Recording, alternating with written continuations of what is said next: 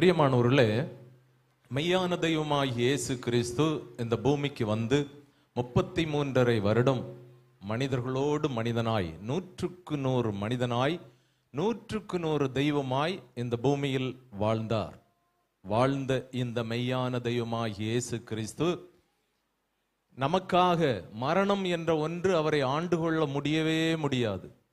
ஆனால் மனு குலத்தை மீட்டுக் கொள்வதற்காக, மனிதர்களாகிய நமக்காக மரணத்தை ஏற்றுக்கொண்டு, அந்த மரணத்தை விசுவாசிக்கிறவர்களுக்கு இரண்டாம் மரணம் அவர்களை சேதப்படுத்துவதில்லை என்பதற்காக முதல் முறை அவர் நமக்காக மரித்து 3ஆம் நாள் உயிரோடு எழுந்து அவரே மெய்யான தெய்வம் என்பதை இந்த பூமியிலே நிரூபித்து, நான் எங்கிருந்து வந்தேனோ அதே இடத்திற்கு தன்னுடைய சீஷர்களுக்கு முன்பாக எழுந்தருளி போனார். அவர் சொன்னாரு, நான் போய்விட்டு மீண்டும் வருவேன்.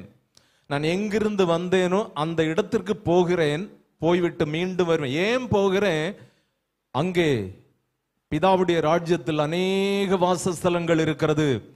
அதுல ஒரு ஸ்தலத்தை என்னை விசுவாசித்து, என்னை பற்றி பிடித்து இந்த பூமியில் வாழ்கிற எந்த பாடு, வேதனை, நெருக்கம், நிந்தனைகள், அவமானங்கள், போராட்டங்கள், இல்லாமைகள், வருத்தங்கள், நஷ்டங்கள் என்ன வந்தாலும் அதுக்கு உவமையாகத்தான் ஐஸ்வர்யவானையும் லாசரையும் சுட்டி காட்டினார். என்ன வந்தாலும் என்னை பற்றி பிடித்து வாழ்கிறவர்களுக்கு நான் பரலோக ராஜ்யத்திலே ஒரு ஸ்தலத்தை ஆயத்தம் பண்ணின பின்பும் மீண்டும் இந்த பூமிக்கு வருவேன் என்று சொன்னார்.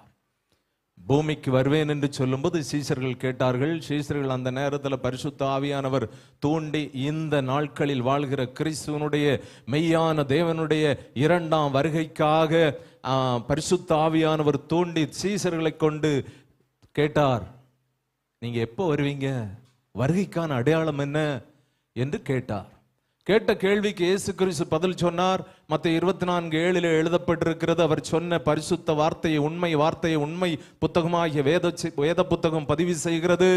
ஜனத்துக்கு விரோதமாய் ஜனம், மத்தேயு 24:7 சொல்லுகிறது, ஜனத்துக்கு விரோதமாய் ஜனங்கள் எழும்புவார்கள். இது என்னுடைய வருகைக்கான அடையாளம். ராஜ்யத்துக்கு விரோதமாய் ராஜ்யம் எழும்பும். பஞ்சம், கொள்ளை நோய், மகா பூமி எதிர்ச்சி தேசமெங்கிலும் உண்டாகும் என்று எழுதப்பட்ட வார்த்தையின்படி நீங்க கொஞ்சம் பூமியை திரும்பி பாருங்கள். பூமியில் அத்தனை அடையாளங்களும் தோன்றிக் கொண்டிருக்கிறது. ஒவ்வொரு அடையாளங்களை நாம் பார்க்கும்போது ஜனத்துக்கு விரோதமாய் ஜனம், ராஜ்யத்துக்கு விரோதமாய் ராஜ்யம், பஞ்சம், கொள்ளை நோய், மகா பூமி அதிர்ச்சி. தேசத்திலே பூமி அதிர்ச்சி வராத தேசங்கள் இல்லவே இல்லை. இந்தியாவிலே கூட பல பகுதிகளிலே பூமி அதிர்கிறது. ரிக்டர் அளவுகோல் பிரகாரம் இந்த பூமியினுடைய அதிர்வை விஞ்ஞான உலகம் அதை ஆராய்ச்சி செய்து கொண்டிருக்கிறது. 5க்கு மேல 6 ரிக்டர் அளவுக்கு மேல போனால் கட்டிடங்கள் எல்லாம் மண்ணோடு மண்ணாய் போய்விடும், புதைந்து போய்விடும். இந்தோனேஷியாவில் ஒரு நாளுக்கு பல முறைகள் பூமி அதிர்ச்சி வருகிறதாம். பூமி அதிர்ந்து மெய்யான தெய்வம் வரப்போகிறார் என்கிற மாபெரும் நற்செய்தியை இந்த உலகத்துக்கு அறிவித்துக் கொண்டிருக்கிறது. பூமி தன்னை படைத்தவருடைய வருகைக்காக தன்னை ஆயத்தப்படுத்தி கொண்டிருக்கிறது.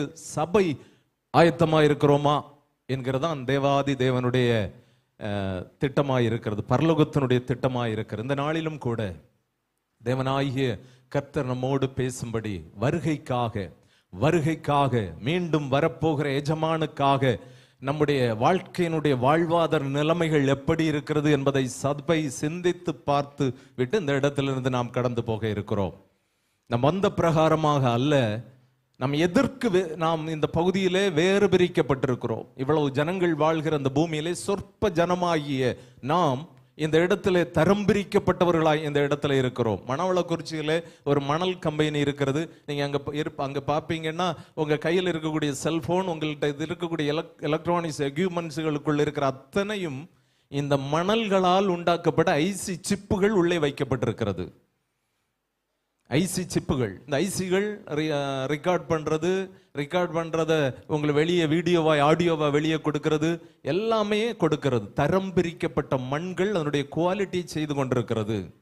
தரம் பிரிக்கப்பட்ட நாம் தேவாதி தேவனுடைய வருகைக்கு முன்பு அவருடைய திட்டப்படி நாம் வாழ்ந்தாக வேண்டியது மிக மிக அவசியம். ஆகவே கண்களை மூடி நம்முடைய தகப்பன் நம்மோடு பேசும்படி, நம்முடைய உள்ளம் திறக்கப்படும்படி, நாம் கைவிடப்பட்டு விடக்கூடாது, நாம் கைவிடப்பட்டு விடக்கூடாது.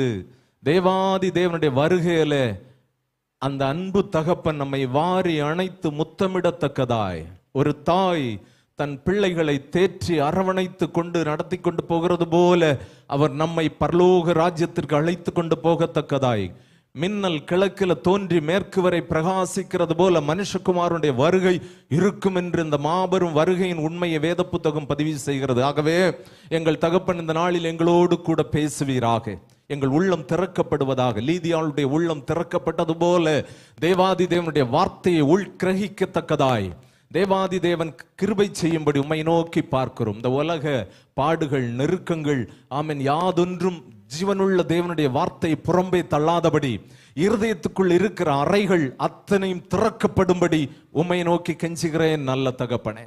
இருதயத்துக்குள் இருக்கிற ரகசிய அறைகள் இந்த நாளிலே உம்முடைய வேத வார்த்தையின் வல்லமையினால் திறக்கப்படுவதாக என்று உம்மை நோக்கி பார்க்கிறேன். வேத ஆண்டவரே, ஜீவனுள்ள தேவனே, இதயத்துக்குள் இருக்கிற ரகசிய அறைகள், இந்த உலக வாழ்க்கை எனக்கு போதும் என்று சொல்லி ஆமென் தெய்வத்திற்கு விரோதமான கோட்பாடுகளோடு வாழ வைக்கிற அப்படிப்பட்ட நிலைமைகள் எல்லாம் இன்று திறக்கப்படும்படி, ரகசிய அறைகள் திறக்கப்படும்படி, உள்ளம் முழுவதும் தேவ ஆளுகைக்குள்ளே வரும்படி அப்பா உம்மை நோக்கி கெஞ்சுகிறேன் நல்ல தகப்பனே. எங்களோடு பேசுவீராக. மனிதர்கள் நாங்கள், எங்களோடு பேசும். நாங்கள் நித்திய ஜீவனை இழந்து விடக்கூடாது ஆண்டவரே. எங்களோடு பேசும். நீர் சிந்தின இரத்தத்தின் வல்லமை, உம்முடைய வார்த்தையின் வல்லமை இந்த இடத்துல வெளிப்படுவதாக, இந்த இடத்துல வெளிப்படுவதாக. மாற்றானுடைய வல்லமை ஏதாவது ஒரு உள்ளத்தை ஆளுகை செய்து கொண்டிருக்குமானால் இன்றே பரிபூரண விடுதலை உம்முடைய வார்த்தையின் வல்லமையினால் வெளிப்படும்படி, உம்முடைய இரத்தத்தின் வல்லமையினால் வெளிப்படும்படி உம்மை நோக்கி கெஞ்சுகிறேன் நல்ல தகப்பனே. உம்முடைய ஜனம் தரம் பிரிக்கப்பட்ட, வேறு பிரிக்கப்பட்ட உம்முடைய பிள்ளைகள் இந்த நாளிலே ஒரு விடுதலையுள்ள வாழ்க்கை இந்த பூமியில் வாழத்தக்கதாய், கொஞ்ச நாள் உலக வாழ்க்கை பரலோக ராஜ்யத்திற்கென்று நித்திய காலமாய் வாழப்போகிற அந்த நித்திய ஜீவனுக்குள்ள பிரவேசிக்கத்தக்கதாய், ஜீவனுள்ள தேவன் விரும்பும்படி, பரலோகம் விரும்பும்படி நல்ல வாழ்க்கை இந்த பூமியில வாழ என் ஆண்டவர் கிருபை செய்யும்படி உம்மை நோக்கி பார்க்கிறேன் நல்ல தகப்பனே. இந்த சபைக்கு விரோதமாய், இந்த சபையை நடத்துகிற ஊழியர் குடும்பங்களுக்கு விரோதமாய், வந்திருக்கிற தேவ பிள்ளைகளுக்கு விரோதமாய், இந்த நாள் செய்திக்கு விரோதமாய் போராடுகிற வானமண்டலத்தினுடைய பொல்லாத ஆவிகள், அலைந்து திரிகிற அசுத்த ஆவிகள், பாதாள வல்லமைகள், கர்த்தராகிய இயேசு கிறிஸ்துவின் அதிகாரமுள்ள நாமத்தினாலே வந்திருக்கிற தேவ பிள்ளைகளுடைய குடும்பங்களுக்கு விரோதமாய் போராடுகிற மந்திர தந்திர கிரியைகள், யாக கிரியைகள் அத்தனையும் இயேசு கிறிஸ்துவின் நாமத்தில் எரிந்து சாம்பலாகி போகும்படி உம்மை நோக்கி பார்க்கிறேன் நல்ல தகப்பனே. ஒரு விடுதலையோடு, ஏதோ ஒரு இருதய பாரத்தோடு வந்திருக்கிற உம்முடைய பிள்ளைகளுடைய அந்த பாரங்கள் எல்லாம் இயேசு கிறிஸ்துவாகிய மெய்யான தெய்வமாகிய உம்முடைய நாமத்தினாலே அவைகள் நீங்கி போகும்படி, எல்லா சுமைகளும் நீங்கி போகும்படி, கர்த்தருடைய அனுக்கிரகம் வெளிப்படும்படி, ஜீவாதிபதியுடைய அனுக்கிரகம் வெளிப்படும்படி, மெய்யானவருடைய அனுக்கிரகம் வெளிப்படும்படி உம்மை நோக்கி பார்க்கிறேன். மழையானது இளம் பயிர் மேல பொழிகிறது போல நம்முடைய வேத நம்முடைய உபதேசம் இந்த நாளில் இந்த இடத்துல இறங்கி வருவதாக, புல்லின் மேல் பனி துளி இறங்குகிறது போல நம்முடைய வேத வசனம் இந்த நாளிலே எங்கள் மத்தியில் இறங்கி வருவதாக. பிள்ளைகளோடு தகப்பன் பேசுகிறது போல எங்களோடு பேசும். என்னை மறைத்து என் தகப்பன் வெளிப்படுவீராக. இந்த சபைக்கு நீர் என்னை கொண்டு வந்த உம்முடைய பரலோக திட்டத்தை நிறைவேற்றுவீராக. உம்முடைய கருத்தில் ஒப்புக் கொடுக்கிறேன். இயேசு கிறிஸ்து மூலம் ஜெபிக்கிறோம் ஜீவன் நல்ல பிதாவே, ஆமென். ஹல்லேலூயா, ஹல்லேலூயா. பிரியமானவர்களே, உங்க பாஸ்டரும் அல்லேலூயா சொல்லும்போது நீங்க கொஞ்சம் அது ஒரு அசால்ட்டா தான் பண்றீங்க. அல்லேலூயா சொல்லும்போது எல்லாரும் உற்சாகமா அல்லேலூயா சொல்லணும். இதுல ஒரு ரகசியம் இருக்கிறது, நான் அதை உங்களுக்கு சொல்லி கொடுக்கிறேன். அல்லேலூயா நீங்க சொல்லும்போது என்ன நடக்கிறது தெரியுமா? உங்களுக்கு விரோதமாய், உங்க குடும்பத்துக்கு விரோதமாய், உங்க இனபன ஜந்துக்களுக்கு விரோதமாய், உங்க வாழ்க்கைக்கு விரோதமாய் போராடுகிற வானசேனையின் ஆவிகளை பலவீனப்படுத்துகிறீர்கள். பலவீனம் எப்படி தெரியுமா? அப்படி மூஞ்சில் ஒரு குத்து கொடுக்குறீங்க, அவன் கையை அப்படி திருக்கி முறைக்கிறீங்க, அவன் காதை நீங்க பண்ற ஜபத்தை போய் சேர விடாதபடி கேட்கிறான் பாருங்க. ரகசியமா உங்க பக்கத்துல நின்று அந்த காதையெல்லாம் அப்படி எல்லாமே நீங்க கொஞ்சம் கொஞ்சமாய் அதை நிர்மூலப்படுத்துறீங்க. இப்படி ஒரு நல்ல வாய்ப்பு மெய் தெய்வத்தை விசுவாசிக்கிறவர்களுக்கு மாத்திரம்தான் கொடுக்கப்பட்டிருக்கிறது. மந்திரவாதிகளுக்கு கொடுக்கப்படல. மந்திரவாதி சொல்லிட்டான்னா அவனுக்குள்ள இருக்கிற பொல்லாதாவி எரிந்து சாம்பலாகி போய்விடும். ஒரு உண்மையை நான் சொல்றேன். நாங்க ஒரு ஆடியோ கம்பெனி ஒன்று வச்சிருக்கிறோம். ஒருவேளை சிலரை பார்த்தா தெரியுது, எனக்கு தெரிந்திருக்கலாம் என்று நினைக்கிறேன். அந்த கம்பெனியில் நான் 2000ஆவது ஆண்டு கத்தோலிக்க திருச்சபையிலிருந்து ரட்சிக்கப்பட்டவன். கத்தோலிக்க திருச்சபையில் நான் இருக்கும் பொழுது கத்தோலிக்கம்தான் சிறந்த வழி, கத்தோலிக்கம்தான் சிறந்த மார்க்கம் என்று சொல்லி அதற்காக நான் மிக மிக பிரயாசப்பட்டேன். அநேக ஊழியர்களுக்கு விரோதமாய் நான் செயல்பட்டேன். பெந்தேகோஸ்தே ஊழியர்களுக்கு விரோதமாய் நான் செயல்படுவேன். அநேக வாலிபர்களை முன்ன வைத்து கொண்டு பின்னாக நான் நின்று கொண்டு இந்த வாலிபர்களை வைத்து சபைகள் நடத்துறதை தடை பண்றது, சபைக்கு போகிற ஜனங்களை அவமானப்படுத்துகிறது, சபைக்கு போகிற ஜனங்களுக்கு கத்தோலிக்க திருச்சபையில் இருக்கிற கல்லறை தோட்டங்களை இடம் கொடுப்பதில்லை. இப்படிப்பட்ட பயங்கரமான காரியங்களை பின்னாக இருந்து கொண்டு பயங்கரமாய் செய்து கொண்டிருந்தேன். ஆனால் நடந்தது என்ன, அநேகர் எனக்கு சுவிசேஷம் சொல்லுவார்கள். சம்பந்தம் இல்லாமல் என்னிடத்துல வந்து இயேசு கிறிஸ்துவை அறிக்கையிடுவார்கள். நான் அவங்ககிட்ட சொல்லுவேன், தாய் இல்லாம பிள்ளை வந்துருமா என்கிற ஒரு கேள்வியை முதலாவது வைப்பேன். ஆனா அந்த தாய்க்கும் இரட்சகர் அவரே என்கிறது எனக்கு தெரியாமல் நான் அவளிடத்துல சொல்லுவேன். அந்த தாய்க்கும் இரட்சகர் அவரே. அந்த தாய் சொல்லுது, மரியாள் பரிசுத்தமானவங்க, அதுல எந்த சந்தேகம் இல்லை. ஆனால் ஆராதனைக்குரியவர்கள் அல்ல, விண்ணப்பம் பண்ணுவதற்குரியவர்கள் அல்ல, வணக்கத்துக்குரியவர்களோட அல்ல. ஏன்னா மரிச்சு போன பிறகு வணக்கம் கொடுக்கும்போது அது அந்த அத்தனையும் சாத்தானுக்கு போய் சேர்ந்து விடுகிறது. ஆகவே அன்புக்குரியவர்களே, இதை தெரியாததுனாலே நான் அப்படிப்பட்ட காரியங்கள் செய்து கொண்டிருந்தேன். சுவிசேஷங்களை சொல்ல சொல்ல என்னிடத்துல 1989 ஒரு அம்பாசிடர் கார் இருந்தது. அதில் ஒரு மரியாள் சிலையை வைத்திருந்தேன். பலர் மூலம் சுவிசேஷத்தை கேட்டேன். ஆனால் நிர்விசாரவாதியாய் வாழ்ந்தேன். அந்த அம்பாசிடர் கார்ல ஒரு மரியாள் சிலை வைக்கப்பட்டிருந்தது. அந்த மரியாள் சிலையை என் கூட வந்த ஒரு நண்பனுடைய மகன், அவன் 8ஆம் வகுப்பு படிக்கக்கூடிய பிராயத்தில் அவன் கேட்குறான், அங்கிள் நீங்க ஏன் இதை வைத்திருக்கிறீர்கள் என்று சொல்லி. இது பரிசுத்தமானவர்கள் என்று சொன்னேன். இது உங்க கை தட்டுப்பட்டா உடையுமா என்று கேட்டான். அவன் அவனா பேசலங்க, அவன் தேவாவியினால் நிரப்பப்பட்டு பேசினான். ஒருவேளை இந்த இடத்துல நீங்க ஒருவேளை அங்கும் இங்குமாய் நாணல போல காற்றடிக்கும் போது அங்க இங்க அப்படி ஒரு ஆசோலேஷன்ல நீங்க இங்க இருப்பீர்கள். ஆனால் தயவு செய்து உங்க அந்த காரியத்தை விட்டு விடுங்கள். தெய்வத்தை ஆவியோடு உண்மையோடும் ஆராதிக்க வேண்டும். நீங்க நல்ல ஒரு சபையை உங்களுக்கு ஆண்டவர் கொடுத்திருக்கிறார். அங்க ஒன்றும் இங்க ஒன்றுமாய் மோதி உங்க நித்திய ஜீவனை இழந்து விடாதிருங்கள். பிரியமானவர்களே, அவன் கேட்டான், உங்க கை தட்டுப்பட்டா இது உடையுமா? ஆமா உடைஞ்சிரும். அப்போ உங்க தெய்வம் உடைந்து போயிட்டா? கை தட்டுப்பட்டா உடைகிறதா உங்க தெய்வம்? அன்புக்குரியவர்களே, எத்தனையோ ஆண்டுகளாக எத்தனையோ பெரிய பெரிய மனிதர்கள் மூலம் சுவிசேஷத்தை கேட்ட நான், அந்த ஒரு சின்ன பையன் 8ஆம் வகுப்பு படிக்கக்கூடிய ஒரு சின்ன பையன் மூலம் நான் தொடப்பட்டேன். கை தட்டுப்பட்டா உடைந்து போகும். அப்ப தெய்வம் உடைந்து போனது. கை தட்டுப்பட்டா உடைஞ்சு போகிறதையா நான் இதுவரை நம்பிக்கொண்டிருக்கிறேன். சிலை வழிபாடு தவறு என்று வேதம் சொல்லுகிறது. பிரியமானவர்களே, சிலையை நம்பி வாழ்கிற ஜனங்கள் நித்திய ஜீவனை சுதந்திரித்துக் கொள்ள முடியவே முடியாது. சிலை வழிபாடு, மெய் தெய்வம் அதை வெறுக்கிறார். ஆகவே அந்த நாளிலே நான் தொடப்பட்ட நான் 2000ஆவது ஆண்டு முழுமையாக ஜீவனுள்ள தேவனை நான் ஏற்றுக்கொண்டேன்.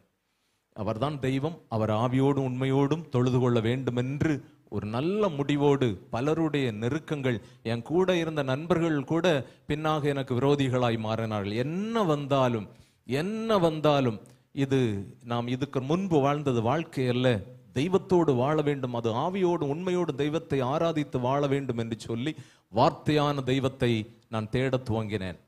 நடந்தது என்ன, இப்படி நான் போய் கொண்டிருக்கும் பொழுது ஒரு நாள் நான் என்னுடைய கம்பெனியில் உட்கார்ந்து இருக்கும் போது காலையில் இருந்து அதிகாலையில் ஜெபிக்கிறது எனக்கு வழக்கம். நான் ஜெபித்து கொண்டு எங்களுடைய கம்பெனிக்கு வந்து உட்காரும் காலையில் இருந்து இந்த அல்லேலூயா என்கிற இந்த வார்த்தை எனக்குள் ஒரு இயந்திரத்தை இயக்கி விட்டது போல அது எனக்குள்ளிருந்து சொல்லிக்கொண்டே இருக்கிறது. உள்ளத்துக்குள்ளே, உதடு கூட அசையவில்லை, உள்ளத்துக்குள்ளே நான் சொல்லிக்கொண்டே இருக்கிறேன், நடந்து கொண்டே இருக்கிறது. திடீரென்று பல மாதங்களுக்கு முன்பு, பல வருடங்களுக்கு நம்ம உருவாக்கி கொடுத்த ஒரு ஒரு ஒரு ஆம்பிளிஃபயரை கொண்டு வர்றாங்க. ஒரு நபர் கொண்டு வருகிறார். அந்த நபருடைய ஒரு எப்படியும் ஒரு 6.5 அடி ஹைட் இருப்பார். நெற்றியிலே பட்டை வைத்திருந்தார். கழுத்திலே பயங்கரமான மாலைகள் எல்லாம் போட்டிருந்தார். அவர் கொண்டு டேபிளில் கொண்டு வைத்து விட்டு, நீங்கள் சில வருடங்களுக்கு முன்பு உருவாக்கி கொடுத்தது, இதில் சில பழுது ஏற்பட்டு சரி பண்ணி கொடுக்கணும், நீங்கள் உருவாக்கி கொடுத்ததுனால இதில் நாங்கள் எந்த காசும் கொடுக்க மாட்டோம் என்று சொன்னார். நான் சொன்னேன் 1 இயர் கேரண்டி. அந்த ஆள் ஒத்துக்கிடவே இல்லை. நீ அதை பண்ணு அப்படின்னு சொல்லிட்டு, என்னை விட வயதான மனிதர் சொல்லிட்டு அப்படியே கிளம்பி என்னை திருப்பி 2 முறை திரும்ப திரும்ப பார்த்து விட்டு கடந்து போனார். எனக்குள்ளே தேவ பிள்ளைகள் இந்த பூமியில வெற்றியுள்ள வாழ்க்கை வாழ்வதற்கு பரலோகம் கொடுத்திருக்கிற நல்ல வார்த்தைகளை, பரலோகத்தில் தூதர்கள் சொல்லுகிற அருமையான வார்த்தைகளை நாம் சொல்லி வாழ்ந்தால் வெற்றி நிச்சயம், வெற்றி நிச்சயம், விடுதலை நிச்சயம். போராட்டத்திலே விடுதலை நிச்சயம். அந்த நிச்சயத்துக்காக நான் இதெல்லாம் நினைத்து வரல. சபைக்கு அது பிரயோஜனப்படுகிறபடினாலே என்றோ நடந்த சம்பவத்தை பரிசுத்த ஆவியானவர் இன்று ஞாபகப்படுத்தி உங்கள் மத்தியிலே பேச வைக்கிறார். பிரியமானவர்களே, அந்த மனிதன் திருப்பி வந்தார். அதற்குள்ளாக எங்க கம்பெனியில் இருந்தவங்க அதை ரெடி பண்ணிட்டாங்க. அவர் வந்த உடனே அந்த நாளிலே 150 ரூபாய் அதனுடைய பில்லு, அதை பில்லை எழுதி அதில் வச்சிருக்காங்க. ஆனால் அந்த நபர் வந்தவர் போகும்போது பயங்கரமாய் போனவர். திருப்பி வரும்போது அவருக்கு அப்படி ஒரு சம்பவம் நடந்ததை நான் மகிழ்ச்சியாய் தெரிவிக்கவில்லை. ஆனால் உனக்கு விரோதமாய் உருவாக்கப்படுகிற எந்த ஆயுதம் வாய்க்காதே போகும் என்பதற்கு அந்த அடையாளத்தை நான் உங்கள் மத்தியில் சொல்ல பிரியப்படுகிறேன். அவருடைய அந்த நாளில் ஒரு டிவிஎஸ் 50 அவர் வந்திருந்தார். டிவிஎஸ் சாம்பில் வந்திருந்தார். 2 ஹெட் அந்த லுக்கிங் கிளாஸும் அப்படி கம்பீரமாய் நின்று வரும்போது வந்தது. இவர் போய்விட்டு திரும்ப வரும்போது அதில் ஒரு பக்கம் லெஃப்ட் சைடு இருக்கக்கூடிய லுக்கிங் கிளாஸ் என்று நினைக்கிறேன், அது உடைந்து தொங்கி கொண்டிருந்தது. இவர் போகிற வழியில அவர் நம்பின பொல்லாத ஆவிகளை என்னையும் என்னுடைய முகத்தையும் சொல்லி, அவனை என் பக்கம் திருப்பு, அவனுடைய உள்ளத்துல நீ கிரியை செய், இப்படி அவர் நம்பின அந்த பொல்லாத ஆவியோடு பேசி சென்றிருக்கிறார். அல்லது ஏதோ ஒரு விக்கிரகத்துக்கிட்ட போகிறதற்கு போய் கொண்டிருக்கிறார். நடந்தது என்ன? போகிற வழியிலே எனக்குள் இருந்த பரிசுத்த ஆவியானவர் என்னுடைய துடிப்பாயிருந்து தேவனை துதித்து கொண்டிருக்க பரலோகத்துல சொல்லக்கூடிய அதே வார்த்தை அல்லேலூயா, வேற எதுவுமே நான் சொல்லல, எனக்குள் நடந்து கொண்டிருக்கிறது இந்த அல்லேலூயா என்று சொல்கிற வார்த்தை மாத்திரமே. அந்த மனிதன் போயிட்டு வந்தார். இந்த நிலைமை வந்தவர் கேட்டார், என்ட நீ பெந்தேகோஸ்துக்காரனான்னு கேட்டார். நீ பெந்தேகோஸ்துக்காரனா? திருப்பி திருப்பி கேட்டார். நீ கிறிஸ்தவனான்னு கேட்கல, நீ பெந்தேகோஸ்துக்காரனான்னு கேட்ட. ஏன்னா இந்த பெந்தேகோஸ் வழிபாட்டில் தான் என்ன இருக்கு? ஜீவன் இருக்கிறது, ஜீவன் இருக்கிறது. நீங்க சங்கிலி ஜெபம் பண்றீங்க, எத்தனை மணிலிருந்து எத்தனை மணி வரை பண்றீங்க? காலையில 4 மணியிலிருந்து இரவு 9 மணி வரை. இந்த சங்கிலி ஜெபத்துல சபைக்கு எவ்வளவு பெரிய பலன் இருக்கிறது தெரியுமா? இதுல நீங்க யாராவது ஒரு 5 நிமிஷம் கேப் கொடுத்துட்டீங்கன்னா, நீங்க ஒரு வேலி கட்டி கொண்டிருக்கிறீங்க, 5 நிமிஷம் அந்த வேலை நின்று அடுத்து கட்டும்போது அதுல ஒரு கேப் உருவாயிரும், உள்ள சத்துரு புகுந்துருவான். அப்ப அதுவரை கட்டி கொண்டு வந்தவர்களை நீங்க பிரயோஜனமற்றவர்களாய் மாற்றி விடுகிறீர்கள். ஆகவே கரெக்டா ஒரு 5 நிமிஷத்துக்கு முன்ன வந்துருங்க. சங்கிலியில கேப் விழக்கூடாது. சபைக்கு போடுற வேலி தான் இந்த சங்கிலி ஜபம். எல்லா சபை, எங்க சபையிலும் இருக்கிறது. அந்த கேப்பை நீங்க கேப் இல்லாதபடி காத்துக்கொள்ளுங்க. உங்க சபை முழுவதும் தேவனுடைய ஆசீர்வாதத்துக்குள்ளே வந்துவிடும், அந்த பரலோகத்தினுடைய திட்டத்துக்குள்ளே வந்துவிடும். நல்ல அருமையான காரியம் நீங்க வைத்திருக்கிறீங்க, நல்லது. ஆனா கேப் உருவானா அவங்க பிரயாசப்பட்டு வந்ததுல நீங்க உள்ள விட்டுறீங்க, அவனை வெள்ள விட மாட்டேன்றவங்க ஒரு அல்லேலூயா சொல்லலாம். அல்லேலூயா. தேவாதி தேவனுடைய நாமம் மகிமைப்படுவதாக. அல்லேலூயா சொல்லும் போது எல்லாரும் கைகளை உயர்த்தி அல்லேலூயா சொல்லணும். ஏன்னா உங்களுக்கு விரோதமா என்ன நடக்கிறதுங்கிறது பரலோகத்துக்கு தான் தெரியும்.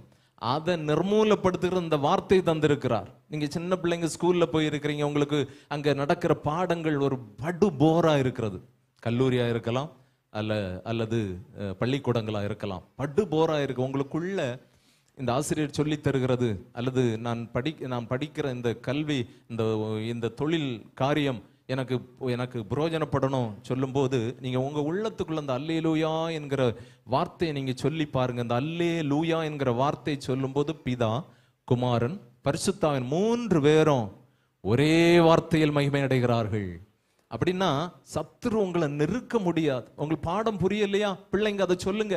உங்க பிள்ளைகளை குறித்து உங்களுக்கு ஏதோ ஒரு ஒரு சின்ன வேதனை இருக்கிறதா? பிள்ளைகள்கிட்ட கோவப்படாதுங்க, உங்களுக்குள்ள இதை சொல்லுங்க.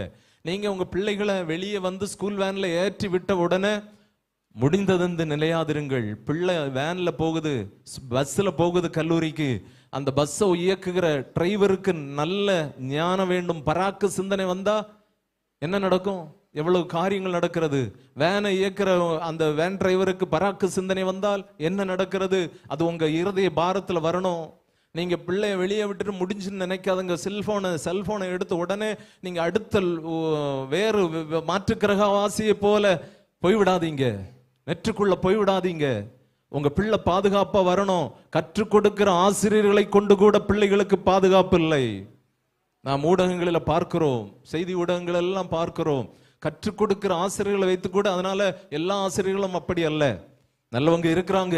ஆனாலும் நம்முடைய பிள்ளைகளுடைய பாதுகாப்பு, நம்முடைய சபையில் இருக்கக்கூடிய பிள்ளைகளுடைய பாதுகாப்பு உங்க முழங்காலிலே இருக்கிறது. நீங்க நின்று நீங்க வேலை செய்யும் போது கூட என் பிள்ளைகளுடைய பாதுகாப்புக்காக என்று சொல்லி அல்லேலூயா சொல்லி சர்வ ஞானியாகிய பரலோக தேவனை துதித்து பாருங்கள். கிரகிக்க முடியாத நன்மைகளை உங்கள் வீடுகளிலே சுதந்தரித்துக் கொள்வீர்கள். சும்மா இருப்பீங்கன்னா அஞ்ஞானிகளும் சும்மா இருக்கிறாங்க. அஞ்ஞானிகளைப் போல நாம் வாழ்வதற்கு அழைக்கப்படவில்லை. தேவ திட்டத்தை நிறைவேற்றுவதற்காய், தேவன் கொடுத்திருக்கிற நல் வார்த்தைகளின் விடுதலையை பெற்றுக்கொள்வதற்காய் சர்வலோக ராஜாதி ராஜாவே என்று சொல்லி அவரை துதித்து அல்லே லூயா என்று உங்க உள்ளத்துக்குள் அவரை துதிக்கும் பொழுது எந்த சாத்தானுடைய கிரியை, எந்த மந்திரவாதியுடைய கிரியைகளும் நம்மை மேற்கொள்வதில்லை. அந்த என்னை தேடி வந்த அந்த டிவிஎஸ் 50ல டிவி சாம்பிள் வந்த மனுஷன் கடைசி சொன்ன என்ன தெரியுமா? நீ உனக்குள்ள ஏதோ ஒரு பெரிய காரியம் இருக்கிறது, உன்னை ஒன்றும் செய்ய முடியாது. நான் பெரிய மந்திரவாதி, நான் எப்படியெல்லாம் பெரிய பெரிய போதகர்களை எல்லாம் நான் இல்லாமல் ஆக்கி இருக்கிறேன், ஆனால் உன்னை ஒன்றும் செய்ய முடியவில்லை. பிரியமானவர்களே, நான் அற்பமான மனிதன். ஆனால் எனக்குள்ள நான் உயர்த்தி கொண்டிருந்த பரலோகத்தினுடைய அந்த வார்த்தை, பரலோகத்திலே சொல்லப்படுகிற அந்த வார்த்தை, பரலோகத்திலே தூதர் சேனை பரிசுத்தரை சொல்லி கொண்டிருக்கிற வார்த்தையை தான் என் உள்ளத்துக்குள்ள தேவனாகிய கர்த்தர் போட்டு இயக்கி கொண்டே இருந்தார். எந்த தீய சக்திகளும் உங்களை தொடுவதில்லை, தொட முடியவே முடியாது. நீங்க அல்லே லூயா சொல்லி பரிசுத்த தெய்வத்தை மகிமைப்படுத்தி பாருங்க. நீங்க ஆவிக்குரியவர்கள் இல்லாத அஞ்ஞானிகளை பாருங்க, இந்த ஒரு வார்த்தை சொல்லி தான் அவமானப்படுத்துவாங்க. அல்லேலியா கூட்டம், அல்லேலியா. கத்தோலிக்கர்கள், நான் யாரையும் தவறாய் நான் சொல்லவில்லை, எந்த மதத்தையோ மார்க்கத்தையோ நான் குறைவாய் பேசவில்லை, அது நம்முடைய வேலை அல்ல. ஆனால் இனம் கண்டுகொள்ள வேண்டும், புரிந்து கொள்ள வேண்டும் என்பதற்காய்த்தான் நான் இதை சொல்லுகிறேன். நான் ஒரு கத்தோலிக்க நான் இருக்கும்போது அல்லேலியாக்காரங்க வந்துட்டாங்க அப்படின்னு கிண்டல் பண்ணுவோம். ஆனா இன்று அந்த நல் வார்த்தை தான் என்னை உயிரோடு வைத்து பாதுகாத்து கொண்டிருக்கிறது. எவ்வளோ பெரிய பெரிய விபத்துகளிலே கூட எனக்கு ஒரு சிறு துரும்பு கூட என்னை சேதப்படுத்தாதபடி நான் பாதுகாக்கப்பட்டிருக்கிறேன். ஒரு இடத்துல போகும்போது ஒரு வாகனத்தில் இருந்து, வாகனத்தை நான் தான் இயக்கினேன், வாகனத்திற்கு பின்னாக ஒரு பஸ் எங்க ஒரு ஓமனி வேனை இடித்து 15 அடி பள்ளத்துக்குள்ளே எங்களை ஒரு ஆற்றுக்குள்ளே தள்ளிவிட்டது. பிரியமானவர்களே, அந்த வேனை நீங்க பார்ப்பீங்கன்னா போய் பாலத்தில் மோதுகிறது, பேக்கில் பஸ் மோதுகிறது, அங்கே போய் விழும்போது ஒரு ஓரமாய் விழுகிறது, அப்படி உருண்டு மறுபக்கம் ஒரு 5 அடிக்கு உள்ள போய் விழுகிறது. அப்படின்னா பாருங்க, இப்படி. ஆனா உள்ள இருந்த ஒருவருக்கு கூட ஒரு சேதம் வராதபடி தேவனாகிய கர்த்தர் பாதுகாத்தார். அல்லேலூயா. அவர் சர்வ வல்லமை உள்ள தேவன். உங்க வீட்டுக்கு, உங்களுக்கு தனிப்பட்ட முறையில் உங்களுக்கு பாதுகாப்பை கொடுக்க அவர் வல்லவராயிருக்கிறார். தீய சிந்தைகளிலே நீங்கள் தாக்கப்பட்டு வாழ்ந்து கொண்டிருக்கிறீர்களோ, இந்த வார்த்தையை சொல்லி பாருங்கள், இந்த வார்த்தையை சொல்லி பாருங்கள். அவர் பெரிய காரியங்களை செய்வார். அவர் பெரிய காரியங்கள் செய்வதற்கு காத்திருக்கிறார். நீங்க சொல்லி பாருங்கள், அவர் பெரிய காரியங்களை செய்வார். ஒருபோதும் கைவிடவே மாட்டார். அஞ்ஞானிகளுக்கும் நமக்கும் வித்தியாசம் வேண்டும். நம்முடைய நாவு ஜீவனுள்ள தேவனை அறிக்கையிட்டாக வேண்டும். இந்த உலகத்துல பரிசுத்தர் யாரு? அவர் ஒருவரே. மெய்யான தெய்வம் என்பதற்கு அடையாளமே பரிசுத்தம். அது யாரிடத்தில் இருக்கிறது? இயேசு கிறிஸ்துவிடத்தில் மாத்திரம்தான் இருக்கிறது. வேற ஏதாவது நாமத்திடத்தில் இருக்கிறதா? இல்லை, இல்லவே இல்லை.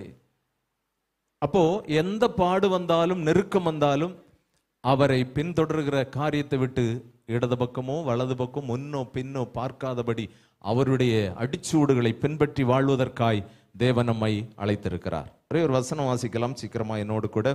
1 தீமோத்தேயு 6வது அதிகாரம் அதனுடைய 19வது வசனத்தை ஒரு வாசிக்கலாம். 1 தீமோத்தேயு 6ஆம் அதிகாரம் 19வது வசனம். நித்திய ஜீவனை பற்றி கொள்ளும்படி வருங்காலத்திற்கு தங்களுக்கு நல்ல ஆதாரத்தை பொக்கிஷமாக வைக்கவும் அவர்களுக்கு கட்டளையிடு. நித்திய ஜீவனை பற்றி கொள்ளும்படி வருங்காலத்திற்கு தங்களுக்கு நல்ல ஆதாரத்தை பொக்கிஷமாக வைக்கவும் அவர்களுக்கு கட்டளையிடு என்று நான் உங்கள் சபைக்காக தேவனுடைய பாதத்திலே உட்கார்ந்த போது ஆண்டவரினிடத்திலே சொன்னார். நித்திய ஜீவனை பற்றி கொள்வதற்கு வருங்காலத்திற்கு, வருங்காலம் யாருக்கு கொடுக்கப்பட்டிருக்கிறது? வருங்காலம் தேவ பிள்ளைகளாகிய நமக்குத்தான் கொடுக்கப்பட்டிருக்கிறது. இந்த நித்திய ஜீவனை பற்றி கொள்கிறவர்களுக்குத்தான் வருங்காலம் என்ற ஒன்று காத்திருக்கிறது. அது பரலோக ராஜ்யத்தில் இருக்கிறது. நித்திய ஜீவனை இங்கு வந்திருக்கக்கூடிய எல்லாருமே நாம் எதற்கு வந்திருக்கிறோம்? எதற்கு வந்திருக்கிறோம்? நித்திய ஜீவனுக்காய் வந்திருக்கிறோம். இயேசு கிறிஸ்து கொடுக்கிற மெய்யான தெய்வமாக இயேசு கிறிஸ்து கொடுக்கிற நித்திய ஜீவனுக்காகத்தான் நான் இந்த சபைக்குள்ள வந்திருக்கிறேன், அல்லது இந்த ஆன்லைன் மூலம் இந்த செய்தியை நான் கேட்டுக்கொண்டிருக்கிறேன்னு சொல்றவங்க உங்க கைகளை உயர்த்தி மெய் தெய்வம் சந்தோஷப்படும்படி ஒரு அல்லேலூயா சொல்லலாம். அல்லேலூயா. நித்திய ஜீவனுக்காக நாம் இந்த இடத்துல வந்திருக்கிறோம். நித்திய ஜீவன் எனக்கு வேண்டாம் அப்படின்னு சொல்றவங்க கைகளை உயர்த்தலாம். வாய்ப்பே இல்லை. எல்லாரும் நித்திய ஜீவனுக்காக இவ்வளோ பாடுகளோடு இந்த பூமியில வாழ்கிறோம். இந்த பாடுகளே இல்லாத பரலோக ராஜ்யம் என்கிற அந்த நித்திய ஜீவனுக்காகத்தான் நான் இங்கே வந்திருக்கிறேன் என்று சொல்லி நாம் தேவர் சமூகத்திலே அறிக்கையிட்டோம். பிரியமானவர்களே, இந்த நித்திய ஜீவனை பற்று கொள்ளும்படி வருங்காலத்திற்காக நல்ல ஆதாரத்தை பொக்கிஷமாய் சேர்க்க வேண்டும் என்று வேதம் சொல்லுகிறது. நல்ல ஆதாரம். அப்ப ஆதாரம் 2 இருக்கிறது இந்த உலகத்துல. ஒன்று நல்லதல்லாத ஆதாரம், இன்னொன்று நல்ல ஆதாரம். பிரியமானவர்களே, இந்த நல்ல ஆதாரத்தை பெற்று கொண்டு நாம் இந்த பூமியில் வாழ வேண்டும். நல்ல ஆதாரத்தை நாம் இந்த பூமியில் செய்து வாழும் போது பரலோகத்திலே இவைகள் பொக்கிஷமாய் மாறுகிறது. ஆகவே அன்புக்குரியவர்களே, நல்ல ஆதாரம் எது என்று சொல்லி நாம் இங்கே பார்க்க போகிறோம். வாசிக்கலாம் என்னோடு கூட. லூக்கா எழுதின சுவிசேஷம் அதனுடைய 12ஆம் அதிகாரம் 8வது வசனத்தை ஒருவர் வாசிக்கலாம். நல்ல ஆதாரம் இயேசு கிறிஸ்துவானவர் தம்முடைய நாவினாலே சொன்ன அந்த நல்ல ஆதாரத்தை வாசிக்கலாம். அன்றியும் நான் உங்களுக்கு சொல்லுகிறேன் என்று மெய்யான தெய்வம் நம்மை பார்த்து சொல்லுகிறார். அன்றியும் நான் உங்களுக்கு சொல்லுகிறேன், மனுஷர் முன்பாக என்னை அறிக்கை பண்ணுகிறவன் எவனோ அவனை மனுஷகுமாரனும் தேவ தூதரும் முன்பாக அறிக்கை பண்ணுவார். நல்ல ஆதாரத்தை பரலோகத்தில் தேவன் வைக்கிறார். இந்த பூமியில அவருக்காக, அவரை இயேசு கிறிஸ்து தான் தெய்வம் என்கிறத அவரை பற்றி, நித்திய ஜீவனை பற்றி பிடிக்கிறவர்கள் தான் இயேசு கிறிஸ்துவை அறிக்கை பண்ண முடியும். அல்லாதவங்க பண்ணவே முடியாது. நீங்க உலக அரசியல்வாதிகளோ மற்ற யாருமே அவரை அறிக்கையிட முடியவே முடியாது. அவங்க உலக காரியங்களை அறிக்கையிடுவாங்க, உலக காரியங்களில் பெரிய காரியங்களை செய்வார்கள். ஆனா இயேசு கிறிஸ்துவாகிய மெய்யானவர் சொல்றாரு, நீங்க வாழ்கிற இந்த மனுஷ உலகத்திலே மனிதர்களோடு மனிதரா வாழ்றீங்க. இந்த மனிதரிடத்துல என்னை நீங்கள் அறிக்கையிடுவீர்களானால், என்னை எப்படி அறிக்கையிடும்? இயேசு எப்படி அறிக்கையிட முடியும்? அவர் பரிசுத்தர். அவரை போல இந்த பூமியில தெய்வம் என்று சொல்லுகிற ஏதாவது ஒன்று பரிசுத்தமா இருக்கிறதா? நீங்க அறிக்கையிட்டு பாருங்க. பூமியிலே ஒரு பாவி மனம் திரும்பும் போது பரலோகத்திலே மிகுந்த சந்தோஷம் உண்டாயிருக்கும் என்று வேதம் சொல்லுகிறது. பரலோகத்தை சந்தோஷப்படுத்துவதற்காய் தரம் பிரித்து அழைக்கப்பட்டிருக்கிற சிறு கூட்டமே, ஒரு பாவியை நீங்கள் அவரிடத்தில், ஒரு பாவியிடத்தில் நீங்கள் அவரை அறிக்கையிடும் போது, அவன் மனம் திரும்பும் போது, அவள் மனம் திரும்பும் போது பரலோகத்தில் மிகுந்த சந்தோஷம். எவ்வளவு பெரிய பாக்கியம் பாருங்கள். பரலோகம் சந்தோஷப்படுகிற காரியம் பாவி மனம் திரும்பும் போது. அதற்கு ஒரு நல்ல வாய்ப்பை நமக்கு தேவனாகிய கர்த்தர் கொடுத்திருக்கிறார். உங்க மருமக, உங்க மாமியாரு அவங்க மனம் திரும்பாமல் இருக்கிறாங்களா? அவங்க மனம் திரும்பத்தக்கதாய் உங்களுடைய வாழ்வாதாரம் அமையுமானால் பரலோகத்தில் உங்களை குறித்து மிகுந்த சந்தோஷம் உண்டாயிருக்கும் என்று வேதம் சொல்லுகிறது. மிகுந்த சந்தோஷம்.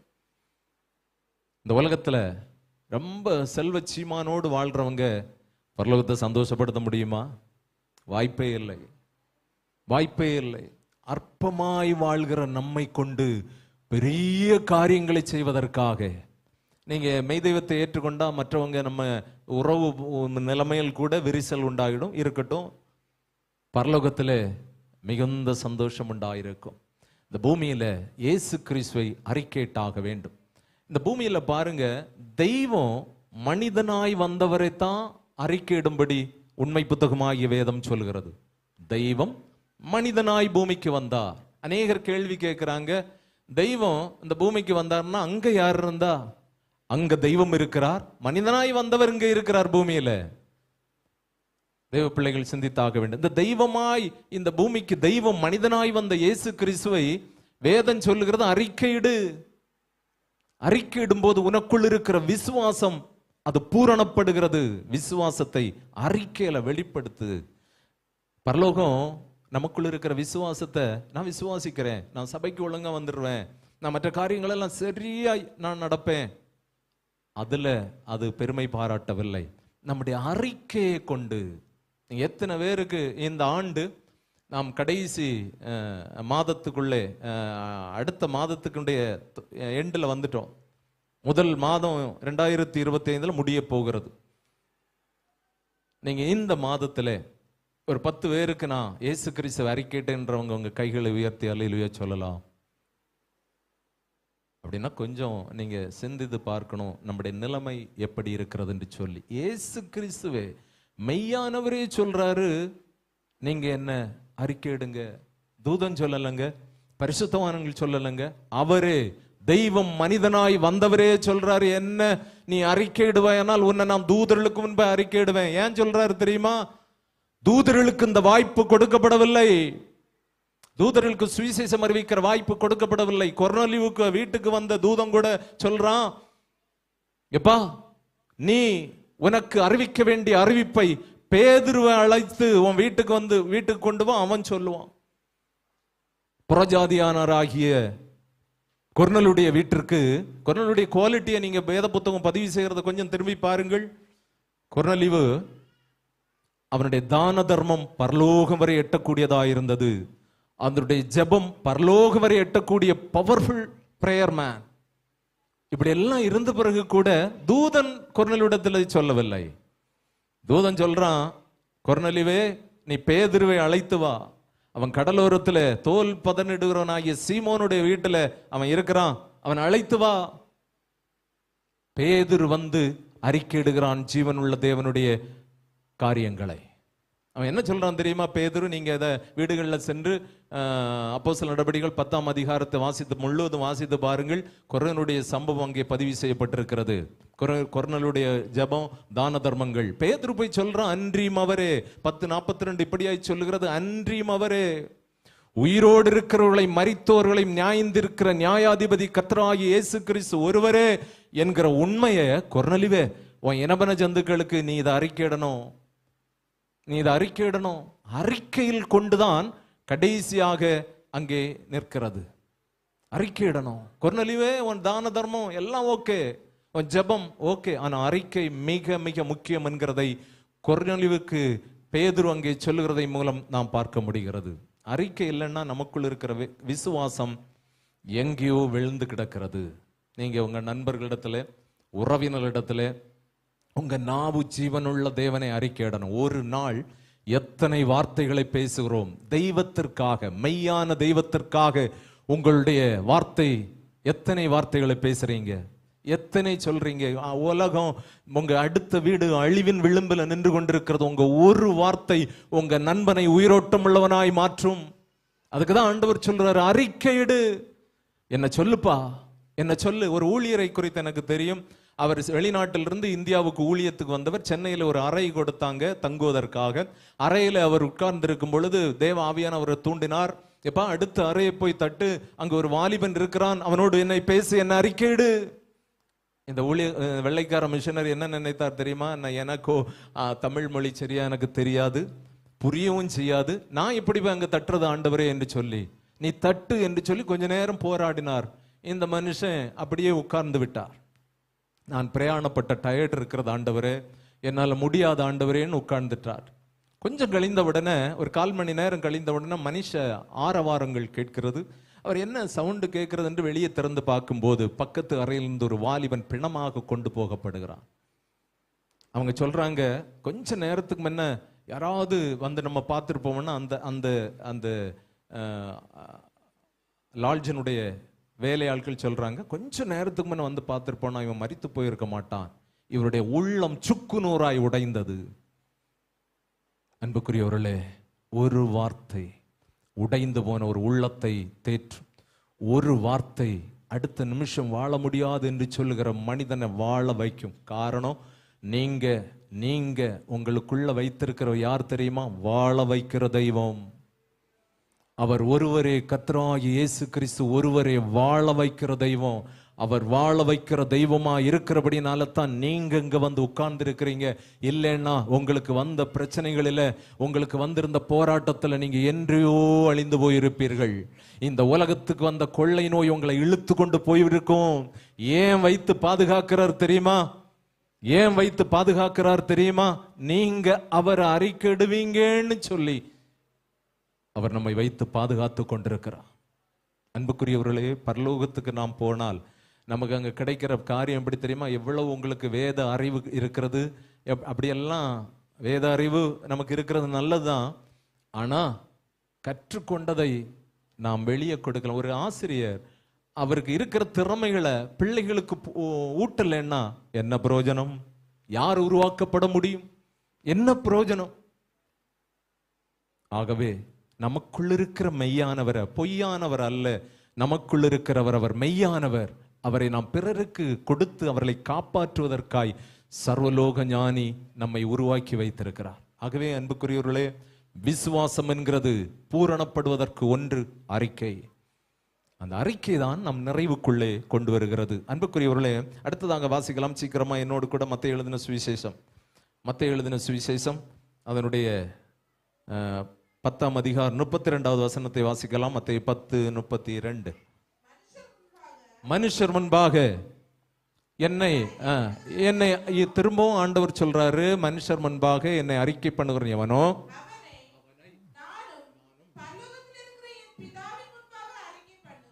இரண்டாவது ஆண்டவர் சொல்றாரு, பரலோகத்தில் இருக்கிற பிதாவுக்கு முன்பாக என்னை அறிக்கை பண்ணுவேன் என்று சொல்லுகிறார். தூதர்களுக்கு முன்பாய் அறிக்கை பண்ணுவேன் என்று சொன்னவர் பிதாவுக்கு முன்பாய் அறிக்கை பண்ணுவேன் என்று சொல்கிறார். நான் பிதாவுக்கு முன்பாய், நான் தூதர்களுக்கு முன்பாய் அறிக்கை பண்ணப்பட வேண்டும் என்றவங்க ஒரு அல்லேலூயா சொல்லலாம். தூதர்கள் நம்மை சுற்றி நின்று கொண்டிருக்கிறார்கள். அல்லேலூயா. நீங்க சொல்ற அல்லேலூயா பார்த்தா எனக்கு தூதர்களிடத்துல எனக்கு தேவையே இல்லையா, நீ போ முடிச்சிட்டுன்னு சொல்றீங்க. பிரியமானவர்களே, எவ்வளவு பெரிய மாபெரும் வாய்ப்பு நமக்கு கொடுக்கப்பட்டிருக்கிறது. பெரிய பெரிய சீமான்களுக்கு கொடுக்கப்படாத நல்ல வாய்ப்பு நமக்கு கொடுக்கப்பட்டிருக்கிறது. அல்லேலூயா சொல்லலாம். அல்லேலூயா. இரண்டாவது, பிதாவுக்கு முன்பாக நான் அறிக்கைப்படத்தக்கதா இந்த பூமியில் அவரை நான் அறிக்கையிடுவேன் என்றவங்க அல்லேலூயா சொல்லலாம். அல்லேலூயா. ஜீவாதிபதியுடைய நாமம் மகிமைப்படுவதாக. ஆமீன். அன்புக்குரியவர்களே, பரலோகத்தில் இப்படி ஒரு பெரிய பாக்கியம் நமக்கு இருக்கிறது. நீங்க பாருங்க, ஒரு பெரிய காரியங்களுக்காக இந்த பிள்ளைகளுக்கு, சில பிள்ளைகளை பார்த்தீங்கன்னா, நான் ஒரு தட்டு தான் கொடுத்தேன், ஆனா அந்த தட்டை அவங்க வாங்கும் போது எவ்வளவு சந்தோஷமாய் அதை வாங்கி சென்றார்கள். ஒரு சின்ன தட்டு கொடுக்கப்பட்டதற்கு. ஆனால் பரலோகத்திலே, நீ ஒரு கல்லூரியிலே ஒரு காரியமா நான் போயிருந்த போது, அங்கே கலெக்டருக்கு முன்பாக சிறப்பாய் பயின்ற மாணவர்களுக்கு கலெக்டர் ஒரு அவார்டு கொடுத்தார். அது பழைய ஒரு சிங் என்று சொல்லக்கூடிய ஒருவர் இருந்த நாட்களிலே அவர் கல்லூரியாக போய் சிறந்த மாணவர்களுக்கு என்று விருது போல அந்த அவார்டை கொடுத்தார். அப்போ அந்த மாணவர்கள் யார் என்பதை முதல்ல சொல்லி அவங்க பெற்றோர்களும் அங்கே வரவழைக்கப்பட்டிருந்தார்கள். அந்த பிள்ளைகள் எவ்வளவு மகிழ்ச்சியோடு சக மாணவிகளுக்கு முன்பு கற்றுக் கொடுக்கிற பேராசிரியர்களுக்கு முன்பு அங்க அவங்க வந்து நின்று அப்படி கம்பீரமாய் நின்று அந்த கலெக்டருக்கு முன்பாக அந்த அவார்டை வாங்கும் போது அவங்க ஒரு ராஜ மேன்மையோடு நின்றதை நான் பார்த்தேன். அது ஆண் பிள்ளையா இருந்தாலும் சரி, பெண் பிள்ளையா இருந்தாலும் சரி நின்றார்கள். 3 ஆண்டு அந்த கல்வி, அந்த 3 ஆண்டிலே 3 ஆண்டிலும் வாழக்கூடியவங்க அந்த யார் சிறந்தவர்கள் படிப்புல, நல்லொழுக்கங்களிலே, சீருடைகளிலே, ஹேர் ஸ்டைலில், இவைகள் எல்லாவற்றிலும் சிறந்தவர்கள் யார் என்று அந்த இது கொடுக்கப்பட்டது. அப்போ நான் இந்த வசனத்தை வாசிக்கும் போது நான் அதை நினைத்தேன். இந்த பூமியில ஒரு கலெக்டருக்கு முன்பாக, சக ஒரு மனிதனுக்கு முன்பாக கிடைக்கப்படுகிற இந்த காரியத்திற்கு இவ்வளவு சிறப்பு இருக்குமானால், பரலோக ராஜ்யத்திலே தூதர்களுக்கு முன்பாக ஆண்டவர் சொல்லைப்பா, சுவிசேஷ பணியை நான் உங்களுக்கு தரல, என்னை விசுவாசிக்கிற பிள்ளைகளுக்கு நான் கொடுத்தேன். ஆனா அவங்க என்ன வந்த போதிலும் கூட அவங்க அதை தடை செய்யாதபடி என்னை அறிக்கையிட்டாங்க. நீங்க பாடு வேதனை உங்களுக்கு இல்லை, நீங்க ஈஸியா என்னை அறிக்கையிட்டுருவீங்க பூமிக்கு போய். ஆனா என் பிள்ளைகள் பாடுகள், நெருக்கங்கள், நிந்தனைகள், நீங்க பாருங்க, பரிசுத்த ஆவியானவரை ஏற்றுக்கொண்டு பரிசுத்த ஆவியான ஆளுகை செய்கிற ஒரு ஊழியக்காரங்க, ஒரு விசுவாசி என்ன பாடுகள் வரும்போதும் அதிகமாய் சுவிசேஷம் அறிவிப்பார்களாம். அதை நானும் உணர்ந்திருக்கிறேன், நீங்களும் சிலர் உணர்ந்திருக்க கூடும். பாடுகள் வரும்போது மாமிச சிந்தையில வாழ்றவங்க அதை செய்யவே முடியாது. ஆவியின் பலனை வாழ்றவங்க பாடுகள் நெருக்க மெய் தெய்வத்தை அறிக்கை. இந்த அறிக்கை என்ன பண்ணும் தெரியுமா? சாத்தான அந்த நெருக்கங்களை கொடுக்கிற சாத்தான அப்படியே பஞ்சா பீஸா தெரித்து போக செய்து விடும். சுவிசேஷத்தை நாவு அறிக்கையிடும் போது நமக்குள் இருக்கிற விசுவாசத்தின் பிரஷர் தான் வார்த்தையாய் வெளிப்படுமே வெளியே மற்றபடி வாய்ப்பே இல்லை. ஆகவே ஜீவனுள்ள தேவனை நாம் இந்த பூமியில நம்பிக்கை துரோகிகளாய் வாழவே கூடாதுங்க. மெய்யானவர் நம்பி நம்மை அழைத்திருக்கிறார், அவருக்கு ஒரு துரோகிகளாய் வாழவே கூடாது. தேவ திட்டத்திற்கு இணைந்து பரலோகம் என்ன விரும்புகிறதோ அது அந்த பூமியில செய்து முடித்தவர்களாய் வாழ்ந்தாக வேண்டியது அவசியம். நான் உங்களுக்கு முன்ன நான் இதை சொல்லக்கூடாது என்று நினைத்தேன், ஆனால் நான் சொல்ல விருப்பப்படுகிறேன். ஏதோ ஒரு விதத்துல சபையிலே சில காரியங்கள் குறைவுள்ளதாய் காணப்படுகிறது. என் ஆண்டவர் 3 நாள் உபவாசிக்க செய்தார். நான் 3 நாள் உபவாசித்தவனாய் நான் உங்கள் மத்தியில் நின்று கொண்டிருக்கிறேன். 3 நாள் உணவே உட்கொள்ளவில்லை, தண்ணீர் தான் குடித்து உங்கள் முன்ன நிற்கிறேன். காரணம், நீங்க உருவாக்கப்பட வேண்டும். ஆத்தும ஆதாயம் இல்லாமல் அன்பருக்கு சேவை செய்ய வாய்ப்பே இல்லை. சேவைக்காய்த்தான் நாம் அழைக்கப்பட்டிருக்கிறோம். நான் சும்மா ஏனோ தானோ என்று வாழ்வதற்காக அல்ல. நீங்க சரியா செயல்பட்டிருப்பீங்கன்னா உங்க சர்ச் எங்க போயிருக்கும் தெரியுமா? ஃப்ரெண்டுக்கு போயிருக்கும், முன்ன போயிருக்கும், மேல பால்கனி கூட நீங்க எடுத்திருப்பீங்க. இவ்வளவு இடத்தையும் கட் பண்ணீங்கன்னா எங்க பால்கனி உருவாக்கி விடலாம். அப்போ டபுள் ஸ்டெப்பில் ஆட்கள் உட்கார முடியும். ஆத்துமாக்களை ஆதாயம் செய்வதற்காய் தேவன் நம்மை சிறந்தவர்கள் என முன்குறித்து தாயினுடைய கருவினில நம்ம எல்லாரும் உருவாகும் முன்னே எத்தனையோ போராட்டங்கள். எல்லா பிள்ளைகளும் தாயினுடைய கருவினில் உயிரோடு இந்த பூமிக்கு வர வாய்ப்பே இல்லை. பலதரப்பட்ட போராட்டங்களோடு தான் பூமிக்கு வருகிறது. எந்த பிள்ளையும் நான் பூமிக்கு போறேன்னு கேட்டு வந்ததே இல்லை.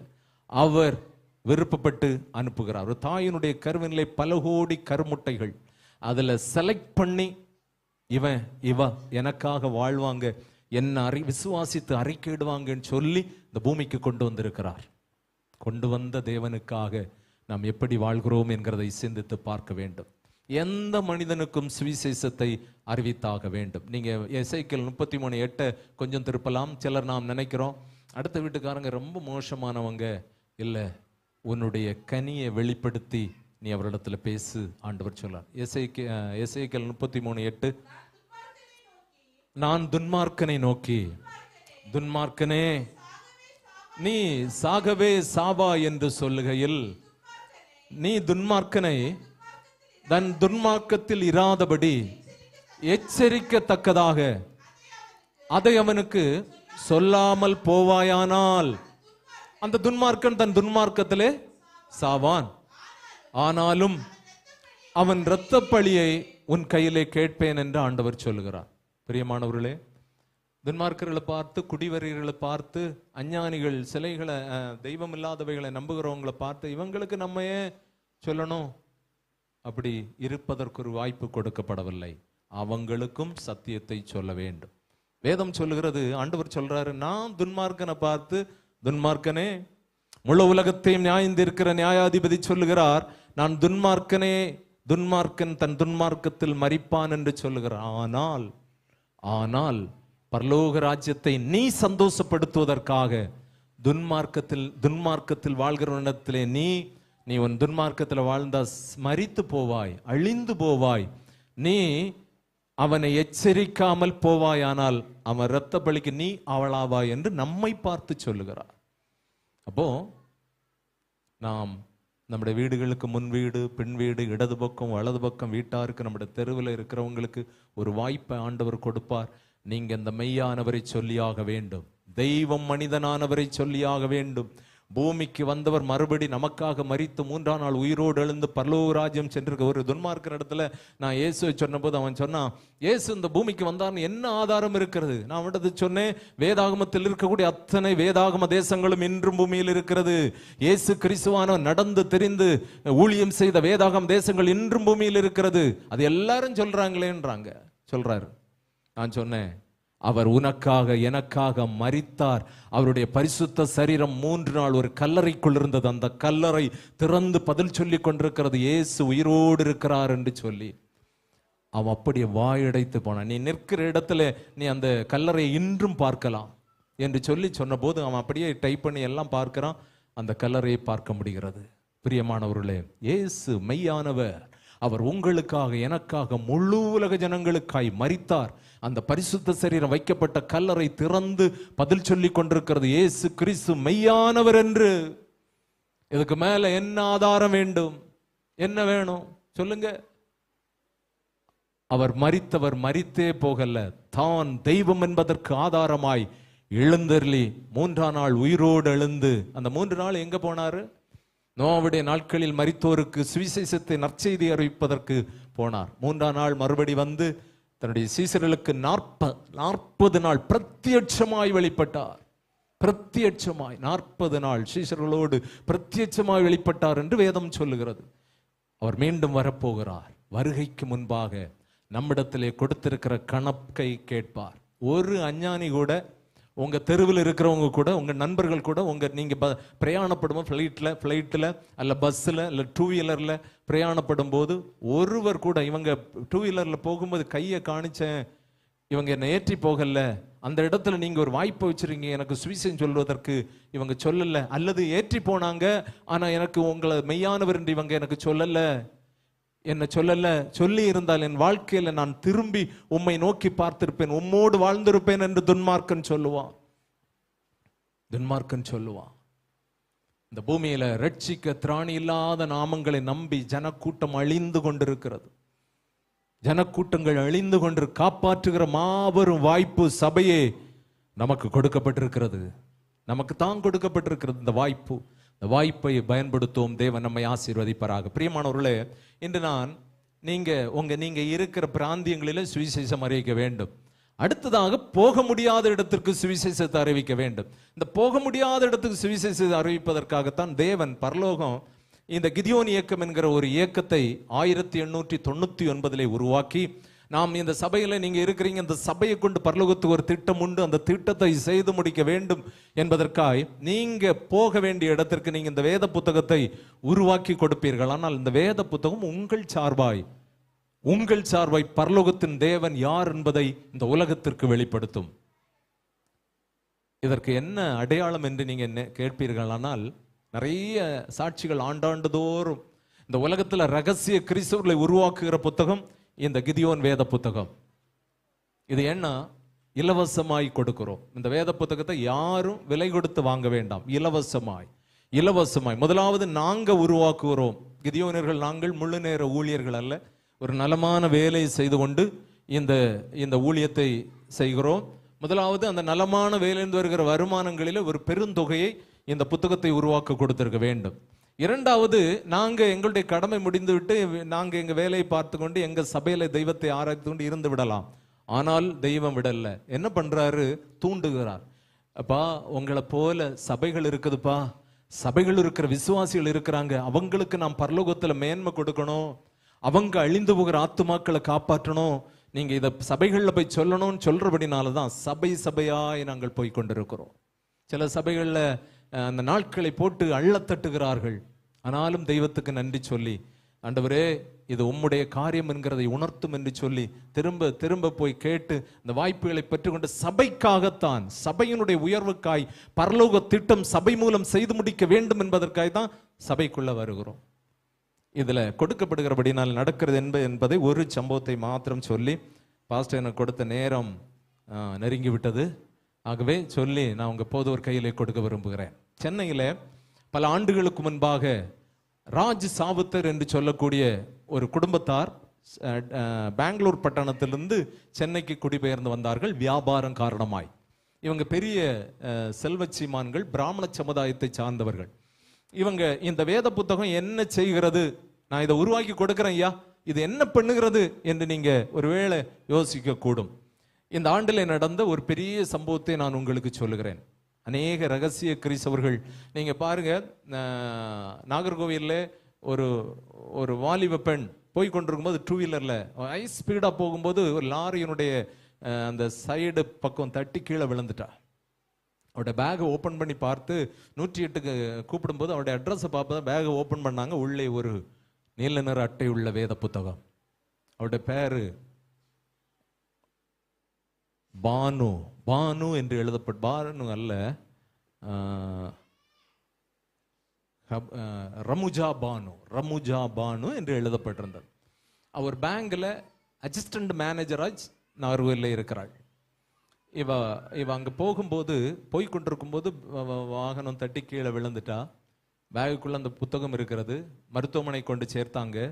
மருத்துவமனையில அந்த செவிலியர்கள் கேட்கிறாங்க, நீங்க ரமுஜா பானு, எப்படி உங்க பேகுக்குள்ள இப்படி ஒரு நீல நிற அட்டை உள்ள கிறிஸ்தவருடைய புனித நூல்? அவ சொல்றா, நான் இருக்கிற இடத்துல பணிச்சுமையின் காரணமாய் என்னை நெருக்கிறான், பெண் என்று சொல்ற காரணம் நெருக்கிறாங்க, அந்த நெருக்கத்துக்கு ஆறுதல் கொடுக்கிற புத்தகம் இந்த வேத புத்தகம் மாத்திரமே.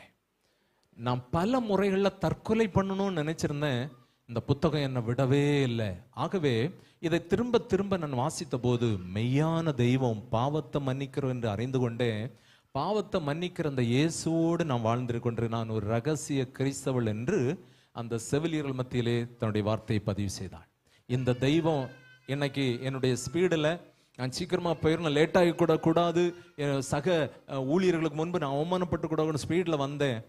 ஆனா நான் உயிரோடு இருப்பதற்கு, மரித்து போகாமல் இருப்பதற்கு காரணம் இது சொல்லுகிற வேத புத்தகம். இந்த புத்தகம் சொல்லுகிற மெய்யானவராகிய இயேசு கிறிஸ்துவை நான் விசுவாசிக்கிறபடினாலே என்று சொல்லி அங்கே சொல்லிடு. அன்புக்குரியவர்களே, ரகசிய கிறிஸ்தவர்களை உருவாக்குகிறது இந்த வேத புத்தகம் மாத்திரமே. இந்த ராஜ சாவுத்தரை குறித்து நான் உங்களுக்கு சொல்லுகிறேன். அவங்க சென்னையிலே வந்து வியாபாரம் செய்தார்கள். இவங்க வியாபாரம், கப்பல்களை வாங்கி உடைத்து அதை பீஸ் பீஸா கொண்டு வந்து பல பல விதங்களிலே ஒவ்வொரு பாற்ற விற்று விடுவார்கள் சென்னையிலே. இன்றும் சென்னையிலே இருக்கிறார்கள். அப்போ இவங்களுடைய நிலைமை, இவர் என்ன நினைத்தார், இன்னும் பெரிய விதத்திலே அந்த வியாபாரத்தை கொண்டு செல்வதற்காக நாம் எல்லாம் லட்சங்களை புரட்டுவோம், அவங்க கோடிகளை புரட்டுவார்கள். ஒரு அண்ணனிடத்துல ஒரு 10 கோடி கேட்பார், இன்னொரு நண்பனிடத்துல ஒரு 25 கோடி கேட்பார். இப்படி கேட்டு இவங்களிடத்தில் இருக்கிற கோடிகளை இட்டு அந்த வியாபாரத்தை செய்வதற்காக முயற்சித்தார். கடந்த ஆண்டு முயற்சித்த போது அவர் நினைத்தபடி திங்ஸ்களை வாங்கிட்டாரு. ஆனா அதை உடைத்து வைத்த போது அந்த மாதத்துக்குள்ளே அது போகவில்லை, விற்கவில்லை. அவை அங்கே இருந்து விட்டது, ஸ்டாக் இருந்து விட்டது. அவருக்கு சொன்னது என்ன, இந்த மாதத்துக்கு அடுத்த மாதம் கொடுத்து விடுவேன் என்று சொல்லி அந்த கோடிகளை திருப்பி கொடுக்க முடியவில்லை. 1 மாதமானது, 2 மாதமானது, 3 மாதமானது, முடியவே இல்லை. நெருக்கங்கள், நிந்தனைகள், கரெக்டா கொடுத்து வாழ்ந்துட்டு இருந்தவங்க முடியாததுனாலே இவர் நினைத்தார், இனி பல தெய்வங்களை தேடியாக வேண்டும். நடைபயணமா எந்தெந்த நண்பன் சொல்றாரோ அந்தந்த திருத்தலங்களுக்கு நடந்து போனேன் என்று தன்னுடைய சாட்சிகளை பதிவு செய்திருக்கிறார். போனார், பல இடங்களுக்கு போனார், பல யாகங்களை செய்து பார்த்தார், பல புண்ணிய நதிகளை தேடி பார்த்தார், எங்கெங்கெல்லாமோ போய் பார்த்தார். இருந்த நிலைமை நாளுக்கு நாள் படுமோசமாய் போய்கொண்டிருந்தது. நீங்க ஊடகத்துல பாப்பீங்கன்னா கூட யூடியூப்ல அவருடைய இந்த சாட்சி இருக்கிறது. நான் அதை சுருக்கமாய் சொல்லுகிறேன். இப்படி போய்கொண்டிருந்தது. வழி இல்லை, மரித்து விடலாம் என்று நினைத்தார். கடைசியினுடைய முடிவு, ஒரு மனிதன் முடிவு இப்படிதான் எடுக்கிறான், மரித்து விடலாம். சாத்தான் செய்கிற ஒரே வேலையும் அதுதான், அவனை அழித்து விட வேண்டும் என்று சொல்லி முடிவு கொண்டான். அந்த எண்ணத்தோடு வாழ்ந்தார். இப்படி இருக்கும்போது அவர் நினைத்தார், நான் மரித்து விடலாம், என்னுடைய மனைவி பிள்ளைகளுடைய நிலைமை என்ன? ஆகவே மனைவி பிள்ளைகளுக்கு இந்த காரியத்தை சொல்லாமல் அவர்களை தான் கொலை செய்து தானும் மரித்து விடலாம் என்று சொல்லி நினைத்த பொழுது, அவருடைய மூத்த மகன் 11th படிக்கக்கூடியவன், விளையாட்டுத் துறையில் நல்ல விளையாடுகிறவனா இருந்தபடினாலே டெல்லியிலே ஒரு ஸ்கூல்ல போய் விளையாட வேண்டும் என்று சொல்லி அனுமதி கொடுத்தார்கள். ஆகவே இவர் நினைத்தார், ராஜ் சவுத்தர், நான் என் மனைவி பிள்ளைகளோடு டெல்லிக்கு போய் அறை எடுத்து அங்கே மரித்து விடலாம், அப்படின்னா இங்கு நமக்கு யாருக்கும் தெரியாதபடி இந்த காரியத்தை முடித்து விடலாம் என்று அங்க போனாங்க. அந்த ஸ்கூல்ல பையனை விளையாட்டு போட்டிக்கு அனுமதித்தாங்க.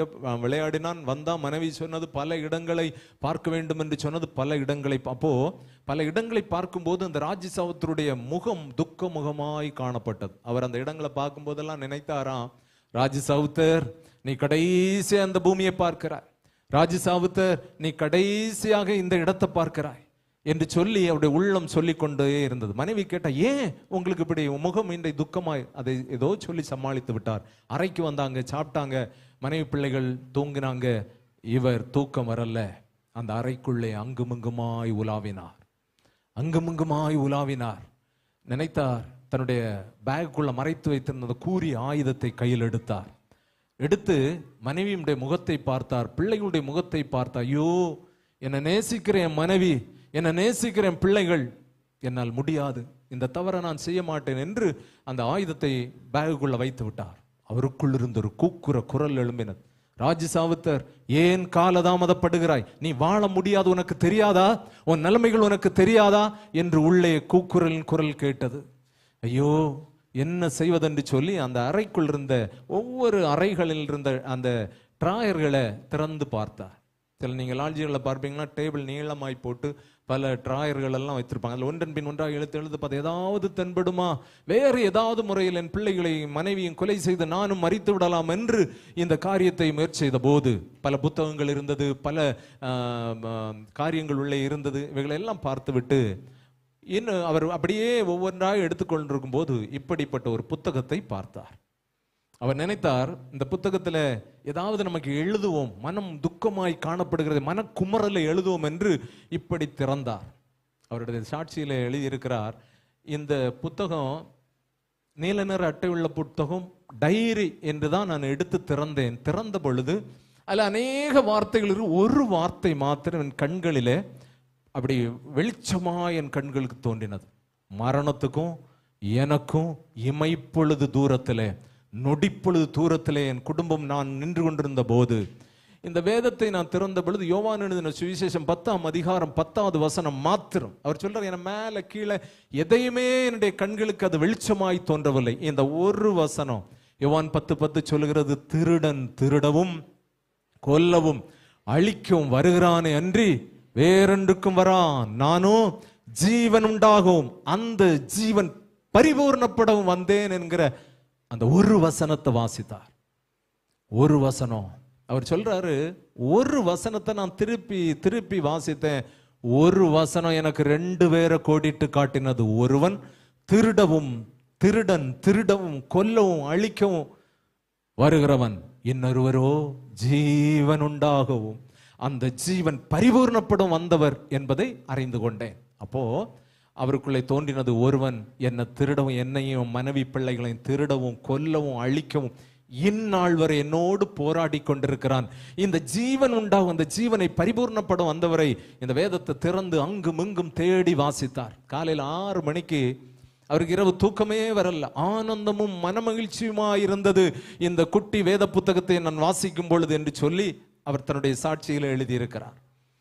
கடைசியில் 6 மணிக்கு மனைவி எழும்பி கேட்கிறது, நீங்க தூங்கலையா? இல்லை.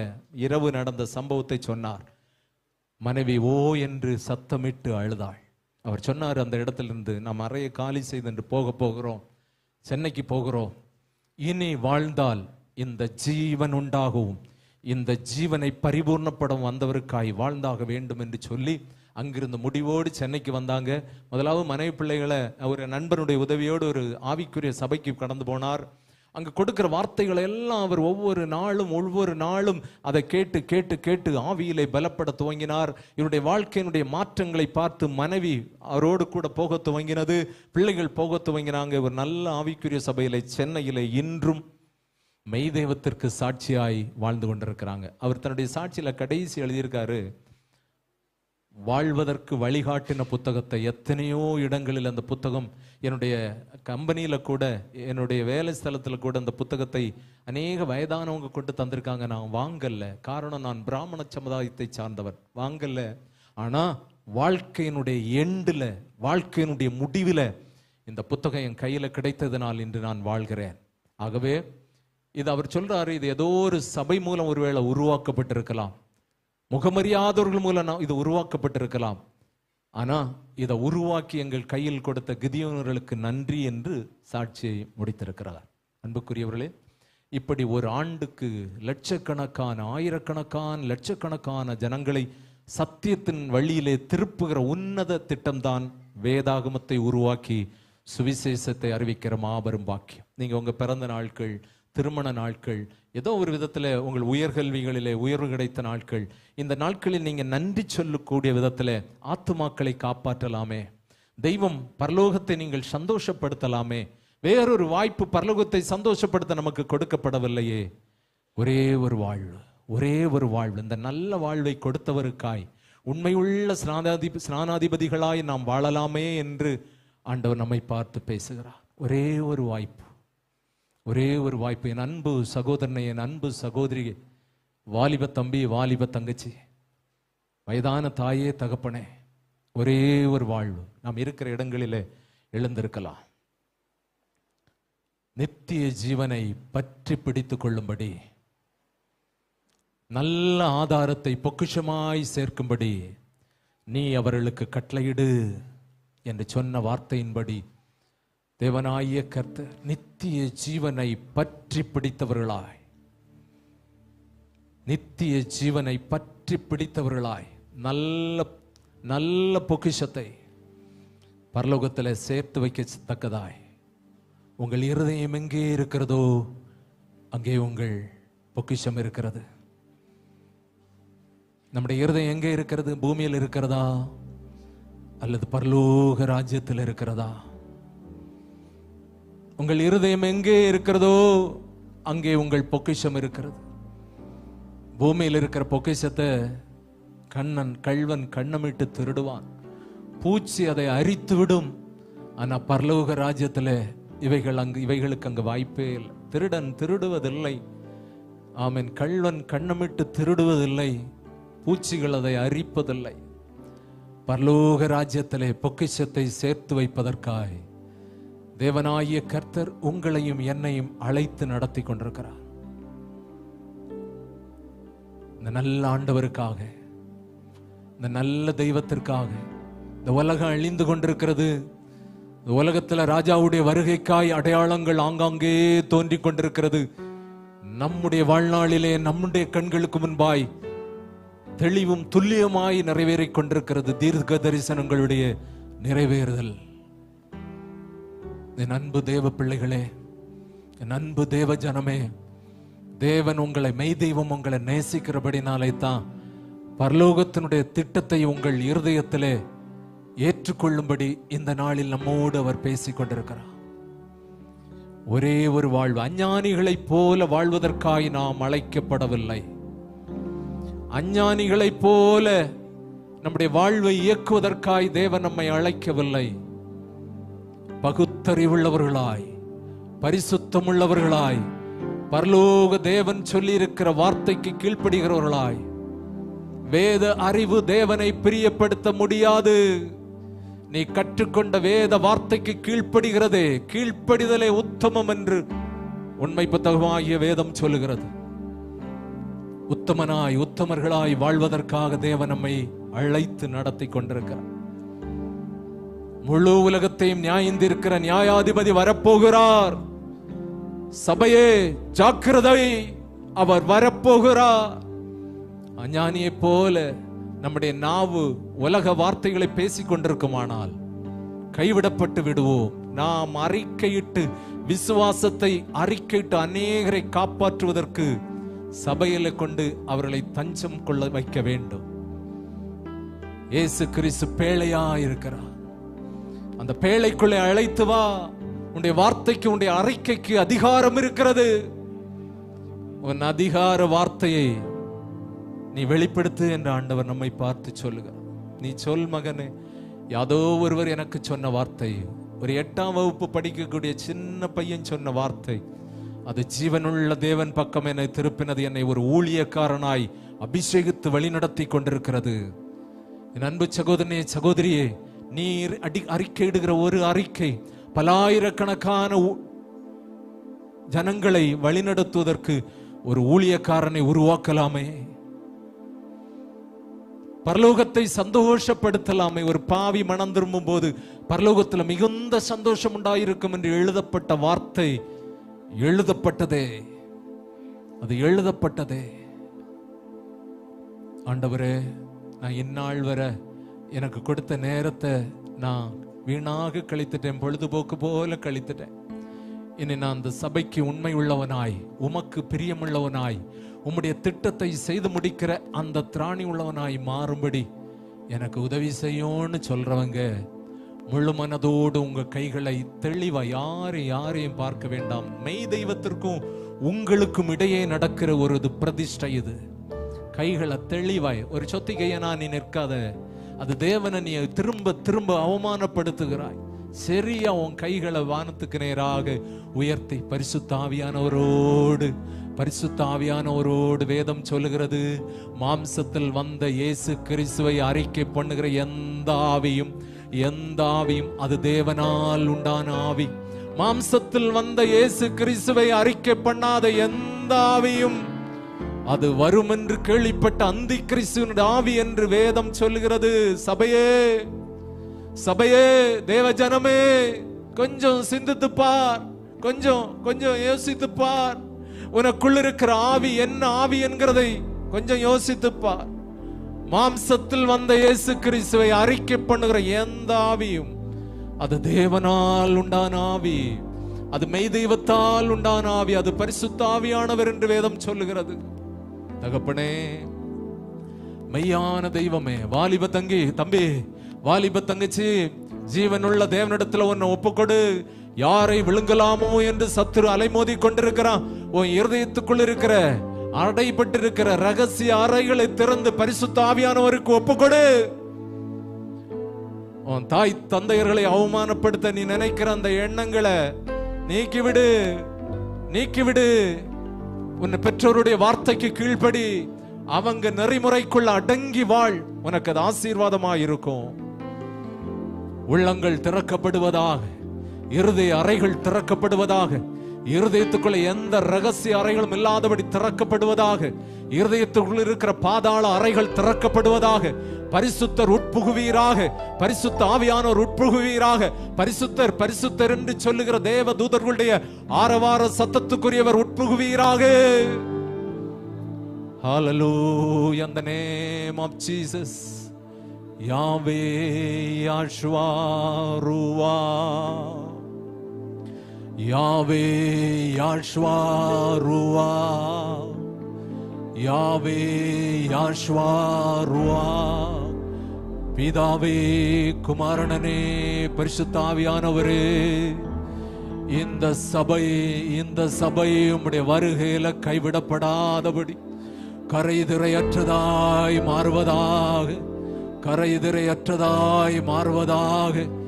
யாவே யாஷ்வா ருவா, யாவே யாஷ்வா ருவா, யாவே யாஷ்வா ருவா. உம்முடைய தெய்வீக பிரசன்னம் இறங்கி வருவதாக. சேனைகளின் தேவனாகிய கர்த்தருடைய இரக்கம் வெளிப்படுவதாக. ஜனங்கள் பற்றி பிடித்துக் கொள்வார்களாக.